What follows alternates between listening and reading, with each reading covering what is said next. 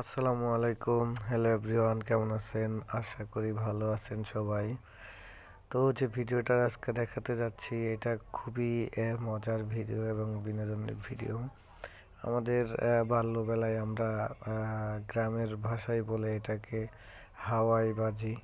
এইটা শীতের মৌসুমে এই খেজুর গাছ কাটলে আমরা এইটা করতাম।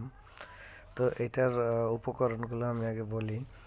ভিডিওটার লাস্টে অনেক মজা আছে, যখন হয় বাজিটা হবে তখন দেখতে অনেক সুন্দর দেখা যাবে। সো এটা কিভাবে বানাবেন সেটা আমি বলি। খেজুর গাছের যে শুকলাগুলো হয়, গাছিরা গাছ কাটার পর যে খোসা ওইগুলা নিতে হবে, আগুনে জ্বালাতে হবে ভালো করে, এরপর ওইটাকে নিভাতে হবে। একেবারে সুন্দর করে নিভাইয়া একদম পাড়া দিয়ে যাতে কোনো ফুলকি দেখা না যায়। একদম ইয়া হলে দুই একটা ফুলকি আসছে অবশ্য, এটা থাকলে আগুন থাকলে তাড়াতাড়ি ফুরাইয়া যাবে। এরপরে কচু পাতা ফুটো করে, বড় কচুর পাতা শলা দিয়ে ফুটো করে, এরপরে রশি দিয়ে গিট্টু দিতে হবে এর ভিতরে দিয়ে, রশি দিয়ে সুন্দর করে টাইট করে গিট্টু দিয়ে ওই ডানটার সাথে একটা ছোট রশি বেঁধে এভাবে ঘোরাতে হবে মাথার উপরে দিয়ে। তো ওটা ঘোরাইতে হলে আস্তে আস্তে ঘোরাতে হবে, যত দেরি হবে একটু পরেই দেখবেন যে বিশাল আকারে এটা বেরোবে। সো এটা যত আস্তে আস্তে প্রথমে ঘোরাবেন, অনেক সময় ধরে আর কি এটার আগুনের ফুলকিটা এরকম দেখা যাবে। আর যদি প্রথমেই খুব জোরে জোরে ঘোরানো হয় তাহলে খুব দ্রুতই শেষ হয়ে যাবে, আসলে এটার মজাটা থাকবে না।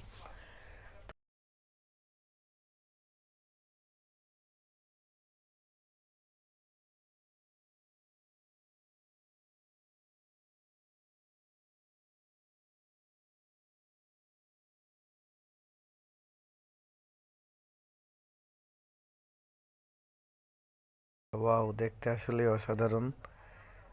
সেই এক কথায় সেই, শহর থেকে গ্রামে যে অন্ধকার রাতে কিন্তু এটা করতে হয়, তাহলে এই যে ফুলকিগুলা এইটা আরো বেশি সুন্দর দেখা যায়, মনে হচ্ছে যে আকাশবাতি জ্বলতেছে। সো গ্রামের মানুষ সরল সোজা টাইপের মানুষ, তাদের বিনোদন আসলে এরকমই। দেখেন আগেকার মানুষের বিনোদনগুলো কেমন ছিল। এখনের ছেলে মেয়েরা মোবাইল টোবাইল নিয়ে আসলে ব্যস্ত থাকে, তারা এগুলা তেমন একটা চিনেও না, বুঝেও না, করেও না, এগুলা করার সময়ও নাই, ভালো লাগে না নাকি। সো এই 2026 সালে এসেও এখনো আমাদের গ্রামের মানুষ এবং গ্রামের পোলাপান এইগুলা নিয়ে বিনোদন করে। তো আমার আসলে ভালো লাগে, সে ছোট থেকে আমি এগুলোর প্রতি, গ্রামের থাকার, গ্রামের কালচারের সাথে অভ্যস্ত, এগুলো ভালো লাগে আমার। তো কেমন লাগলো আশা করি সবাই জানাবেন। ভিডিওটা কিন্তু অসাধারণ ছিল।